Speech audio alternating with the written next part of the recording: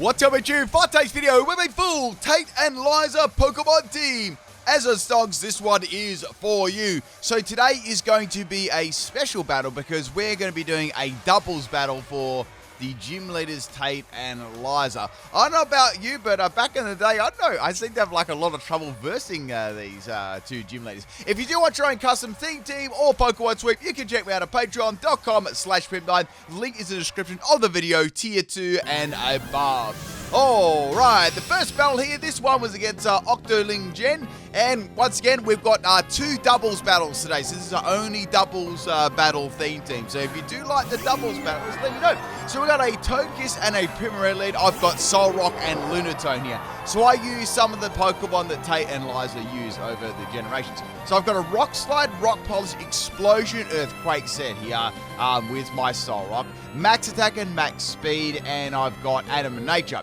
Now I thought, let's go for a Rock Slide here. It's going to be super effective against Togekiss, and I might get a flinch. Now we got a Lunatone here. This was max, we got max health and max defense. And I've also got like a Helping Hand Explosion support set with normal gen. Now I'm going to go for the Helping Hand on my, obviously on my Solrock here. Togekiss is going to be the first one to go here, go for an Aura Sphere. I tanked that very well. Here comes the Rock Slide on my Solrock here, doing very, very good damage to Togekiss, almost taking it out and getting a really nice flinch on PIMPNITE, obviously avoiding a water type move. Now the item on my Solrock is Passion Berry, and as I mentioned before, my Lunatone has the normal gem as the item. Next Pokemon to come in here is going to be the Sylveon. I went for another Helping Hand on the Solrock here, going for that Rock Slide there. I'm going to be able to outspeed the PIMPNITE too, so doing some really nice damage to the Sylveon. Here comes a Scald. It went for my Solrock, which is great because the Passion Berry is going to kick in, and if I didn't have that Passion Berry, I would have got absolutely demolished by PIMPNITE, right? So Passion Berry has now gone, but I can go for another attacking move after this, and I'm thinking, well, I don't know if that's actually going to be able to take PIMPNITE out. Let's swap the Lunatone out and let's go into Gardevoir here. Now this Gardevoir set was a struggle strategy, but more on that a little bit later. So go for the Explosion here. I've got Adam and Nature, and I should be doing a fair bit of damage. Gardevoir's got telepathy, so that's not going to affect me. And Sylveon goes down, and PIMPNITE only just lives, unfortunately. I thought it might be very, very close. Anyway, Sylveon is down, so that's a Pokemon out of the picture. And now here comes, we've got the Skull from the PIMPNITE here. That does a lot of damage to me, like that's a 3-hit KO. Now this Gardevoir is a max health set, and I've also got this set up as max defense. So max health, max defense, and I'm going to give it Impish Nature. Bringing back the Lunatone now, we got the Togekiss sliding back in, and we got this Gardevoir with the struggle strategy. However, I'm not really going to be able to make really good use of it here. I just thought, well, let's go for Explosion on Lunatone again. I've got telepathy on Gardevoir, but I don't really have any moves I can use that well because Explosion should take them both out. So let's go into Bronzong right. Now here comes the Air Slash from the Togekiss. I thought that might be coming my way as well. And I thought it'd be good to swap out the Gardevoir. Lunatone is going to be up next, going for Explosion. Now Bronzong is still going to get hit by the Explosion, but of course it's going to be resisted right. Now I've got the normal gem there. I don't have any attack EV, so I thought that'd be handy just for a little bit of extra damage there. And Togekiss and PIMPNITE are going to faint as well as the Lunatone. Now this team had a lot of explosions going on. Like I tried to use as many double strategies as possible because, you know, it's really fun to use, and of course for Tate and Liza, I thought it'd be quite appropriate too. Okay, so we've taken 3 Pokemon, however we lost the Solrock and Lunatone. Next Pokemon is the Azumarill, and I've got my Renucleus here, which is an interesting set. I've also got a Grimmsnarl here. So this Bronzong is a, actually, sorry, this is the Ridiculous. We've got Protect, Future Sight, Infestation, and Recover. Max Health, Max Special Attack, Quiet Nature. I've got the same with this Bronzong, but it's Brave, and it's a Trick Room set. We've got Earthquake, Explosion, and Gardevoir there. Azumarill is going to pop a Belly Drum. That is a very, very dangerous Pokemon. I need to get around it. I'm not too worried though, because I do have the Trick Room up. The only thing I am worried about a little bit might be a Aqua Jet if it does have it. I thought to go for Protect this time because I thought my Ranunculus may be the target over Bronzong, right? It does have Aqua Jet, and Ranunculus is not going to get hit. That's very, very nice right there. Here comes the explosion from my Bronzong. I thought I may as well go boom again. Azumarill's at half health already, right? Obviously not going to take any damage there. And now we've got the normal gem as well on my Bronzong, just for a little bit of extra damage there. Azumarill's going to go down. Grimmsnarl almost goes down. It was a huge amount of damage there. And bye-bye Azumarill. So everything's working out pretty well. Things are just blowing up everywhere, right? Now, obviously, I'm going to tank that next attack there because I think, wait, my Ranunculus, right, it blocked the Aqua Jet, it blocked an explosion, and it blocked the Dangerous Lariat from the Grimmsnarl. It's crazy. The last Pokemon my opponent has is the Ninetales. I'm assuming this is going to be their Dynamax Pokemon. Then I'm thinking right here, I might be able to ensure that Dynamax Pokemon, I don't know, might be able to get shut down here. So I decided to Dynamax my Ranunculus, attack the Ninetales, and this Gothitelle is a Shadow Tag set with Choice Scarf, but more on that set a little bit later. It tends to work in very nicely with the Gardevoir. I really do a good job of showing that off in the next battle. So we're going to go for Dynamax Ranunculus right here. Now I've got 3 Pokemon left, and my opponent's got 2, but Grimmsnarl's only on a little bit of health. And of course, the hail will hurt the Grimmsnarl too. So I don't think Grimmsnarl's too much of a problem. It's more the Ninetales, right? Now, I'm going to be going first there, obviously under Trickery, and go for the Max Mind Swap on the Ninetales. Does not take it out.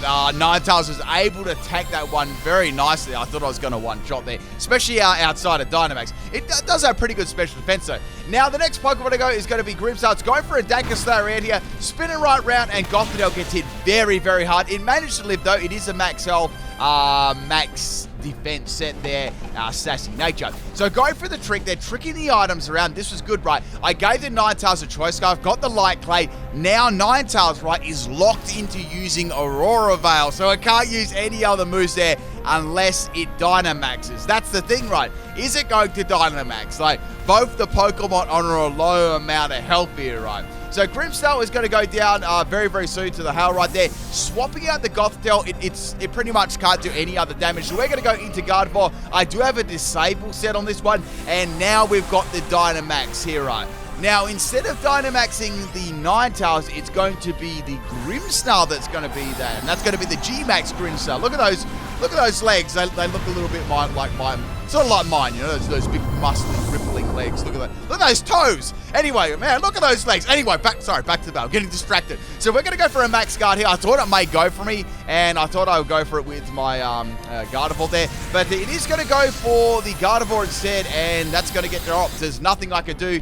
The only good thing here is the hail is still falling, right? It's quite funny because Ninetales can't do anything, right? And Grimmsnarl is actually going to get hit by the hail this turn as well. And hail is enough to take it out in G-Max, so it's quite funny that it just died to hail in G-Max. I actually didn't need to attack it, so bye-bye Grimmsnarl. Now Ninetales only got a little bit of health there. We're going to bring it back in the Gothitelle. The Gothitelle and the Gardevoir don't have any attacking moves at all. They're just pure, like, set up stally, salt-inducing Pokemon. And I'm going to finish off the Ninetales there with a Dynamax Infestation. And that was the very first battle. Thank you, Jeff, for the battle. That was awesome. A pretty cool team right there. I was very scared of that Primarina at the start, but I really do think this Solrock and Lunatone combination at the start gave me that great lead, and I just exploded a lot. It worked. Okay, let's get on to battle number 2. This one was against Alex, and we've got a Swampert and Umbreon combination. In this battle, I'll show you the strategy of my Gothitelle and Gardevoir, right? Now, I thought Gothitelle and Gardevoir together. I called it Gothitelle. Anyway, so we got this is the Gothitelle combo. A Shadow Tag Gothitelle and Gardevoir, right? And we both got Choice Scarf and Trick. So what we want to do here, right, is we want to give a Choice Scarf to both of the opposing Pokemon. Unfortunately, Swampert is going to go for Protect, so that is going to fail this turn. Doesn't mean I can't do it the next. And now Gothitelle is going to give the Umbreon a Choice Scarf. Umbreon usually is more of a support Pokemon, general pain in the bum, so it's good to give that a choice item. Most of the time, it pretty much loathes having that, right? That's going to do very minimal damage to Snarl there, but it hits both the Pokemon, so it still is a good move to have. Like, Snarl's a very nice move in doubles, right? Now we're going to go for, the Umbreon's going to go for a Snarl before I can do anything, and my Gothitelle's taken nearly half health there. I do have some good support on Gardevoir and Gothitelle because they both have Heal Pulse, so they can keep healing each other. Now Gardevoir is going to be going for a Choice Scarf here, and they're going to get this strategy rolling right here. So both of them have got Choice Scarf now. Unfortunately, Swampert is going to have Flipped Head, and it is going to be able to get escape from not the Gardevoir, the Gothitelle, mind these names. The Shadow Tag is going to be able to escape from. That's unfortunate. However, Umbreon is still stuck in. So now, since the choice items have been tricked away and the coast is clear, let's set up the Trick Room here and let's get this party started. So I'm going to get some leftovers from this Swampert, which is really, really good. I can see there's a Guts Heracross. Now, that is going to be a bit of a problem here. I've got Trick, Heal Pulse, Heal Ball, and Heal Bell, and Trick Room here. So what I want to do, right, since it can only use one move now, the Umbreon in this case, because the Swampert dipped, I can go for a Disable on that one too. So I can disable its move, which will force it to struggle. First things first there, I'm going to heal up my Gardevoir there with the Healing Pulse. Here comes the Disable from Gardevoir. Since we're running a Trick Room strategy, and, you know, the opponent, or the opponents would have a Choice Scarf, you'd be able to outspeed them, right? Now, the Heracross is going to be setting up Bulk Ups. I cannot let this thing, like, get an attacking move off. It's going to do so much damage there, right? Especially for the Guts. That's scary, right? I don't have anything to do this turn with my Gothitelle, so I just went for the Healing Pulse. I'm going to go for the Encore now on the Heracross, so I can actually make this struggle too, you know, because I can go for Encore, then I can go for Disable on. So even though it won't have a choice item, I can still make it struggle. Just giving a choice item speeds the process up. Like, you can just go Encore right away or Disable right away. Disable's more effective though, because that'll make them struggle every single turn until the Disable wears off. Whereas the Encore, it obviously wears off too, so it's not as they're not as permanent as other strategies, but it still works very, very good, right? So we're going to go for another Heal Pulse here, and I'm going to heal up that Gardevoir there for a mighty 4 health. And now we're going to go for a Disable here. So I'm going to be disabling the Heracross. Since it used Bulk Up, right, it won't be able to use that again. Another strategy you can use here is Torment too. That stops the opponent using the same move in a row, so you can't consecutively use the same move. So the opponent would struggle, and then they use their move, and then they struggle, then use their move until the Torment wears off. So if you really like these sort of strategies, I did a full struggle Pokemon team, like actually forcing the Pokemon to struggle.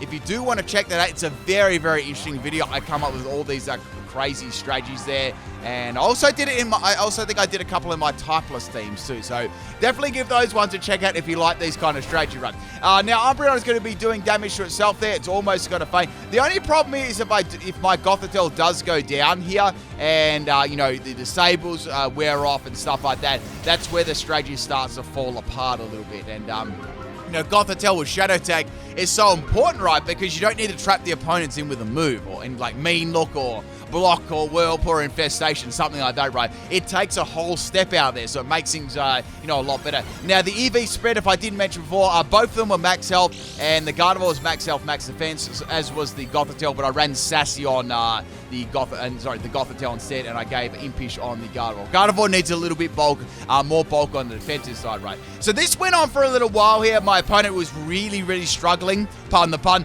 to actually get around my combination here at the moment. Now, there were a couple of instances where the Heracross was able to get out of that. It ended, and Gothitelle ended up dying to the Mega Horn there. So pretty much my strategy is going to be not as viable anymore, because I've lost my Pokemon to trap in here. And, Gothitelle and Gardevoir was basically the only Pokemon that had this strategy. All the others, as you've seen, had the Lunatone and Solrock combinations. They worked together, and I made the Gardevoir and Gothitelle work together, and the other two worked together as well. So I sort of worked them together in twos, I guess you could say, but they still did work fairly well together as a team too. So we got the Bronzong here. I've got Trick Room, Explosion, Gardevoir, and Earthquake here. I can use Earthquake or I can use Explosion. None of those moves will affect the Gardevoir, so that could be quite good. I've also got Trick Room too, to get around, any speedy Pokemon and stuff like that. I thought I'd go for Gardevoir here and go for the Heracross, maybe to get rid of it, because it was a threatening Pokemon with all those bulk ups up.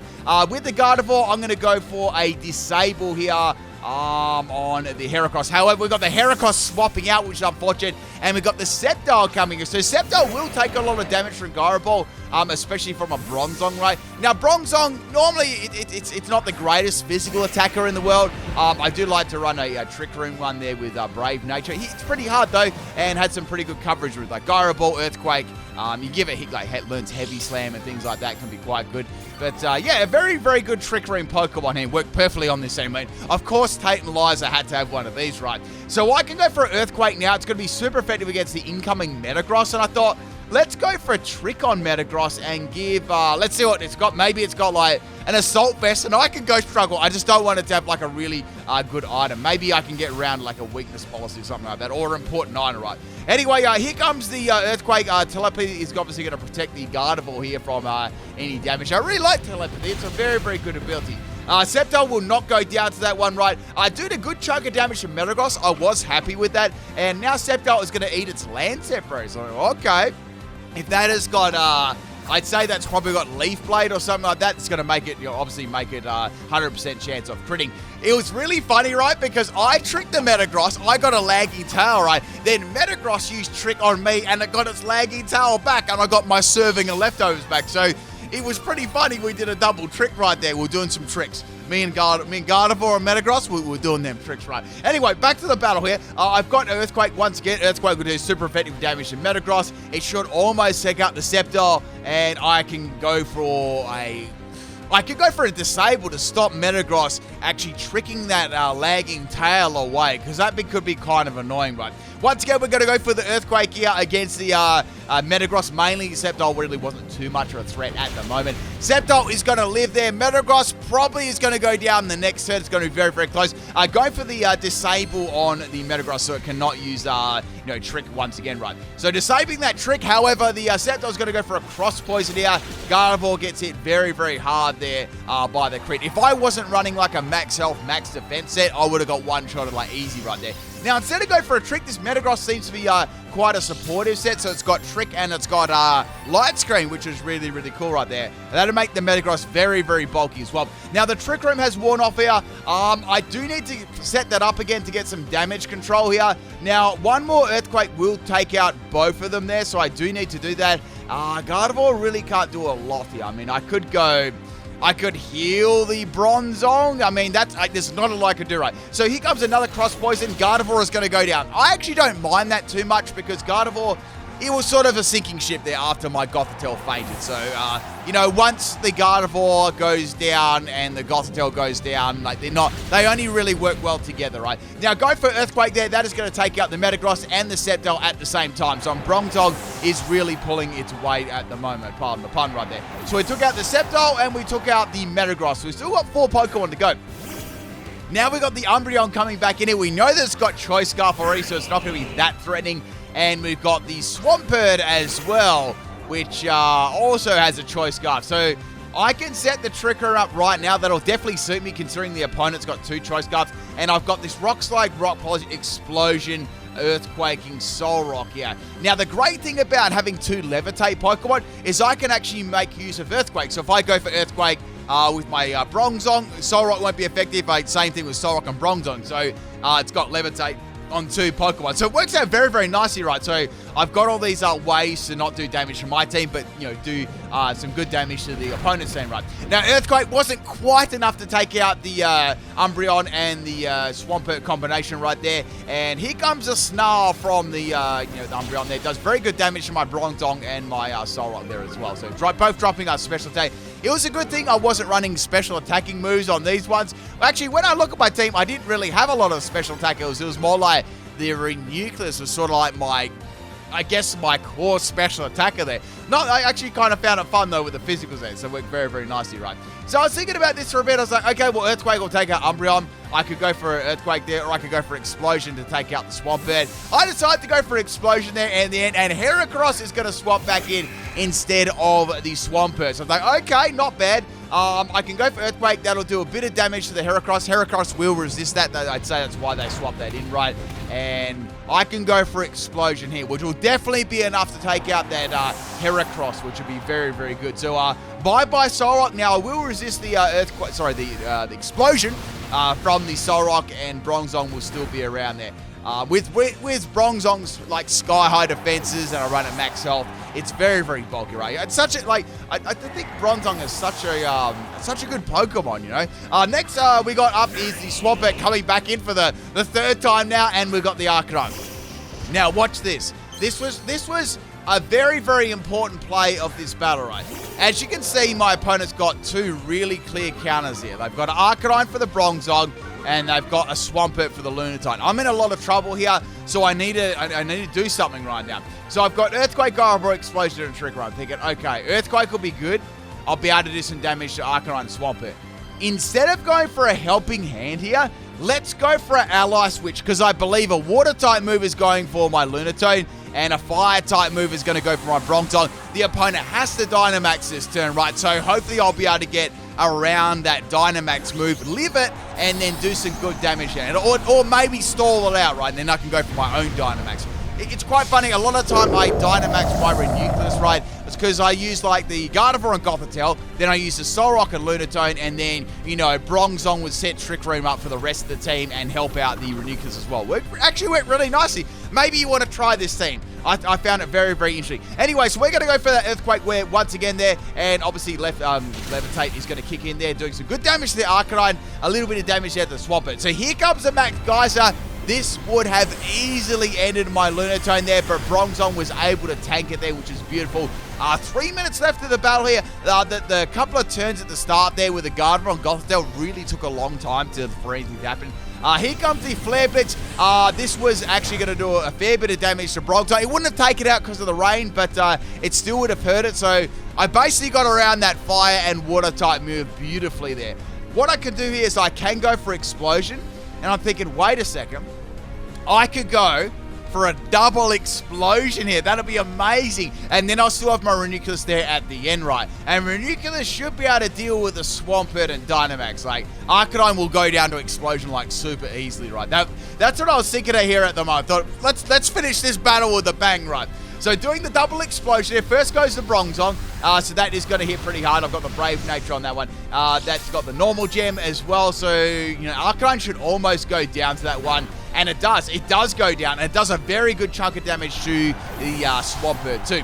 So bye-bye Arcanine. And Swampert got critics. That was great right there.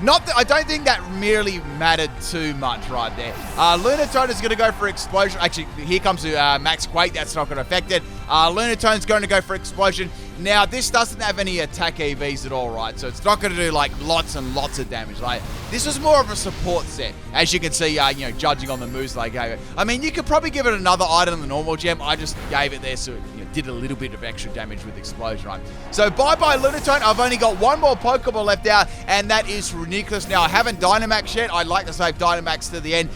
And we're right at the end, people. We're at the last 60 seconds of this battle. So we're going to go for Dynamax, Renucleus, and go for a Max Mindstorm or anything to finish off this Swampert. It doesn't really matter. Any of my, you know, status moves will definitely do the job right there. Now, Trick Room has got one more turn up too, which is going to enable me to be able to outspeed the Swampert too. So I won't be taking any Max Guys at all. However, my opponent obviously knows how long the Trick Room is going, and they're going to go for a Max Guard there, blocking my first move. However, the bad thing is that was also their last turn of Dynamax. So the Ally Switch and the couple of Explosions stall out those turns on Swampert's Dynamax really, really well. Flipton does a very good amount of damage there. However, Max Spinosaur will take out the Swampert. And that, my friends, is the second doubles battle there with the Tate and Liza team. I hope you really enjoyed this. It was a nice little, I guess, a nice little change as well to do some doubles as well. Once again, if you like the doubles battles, let me know in the comment section. I'll be back tomorrow with another video. Peace out, people.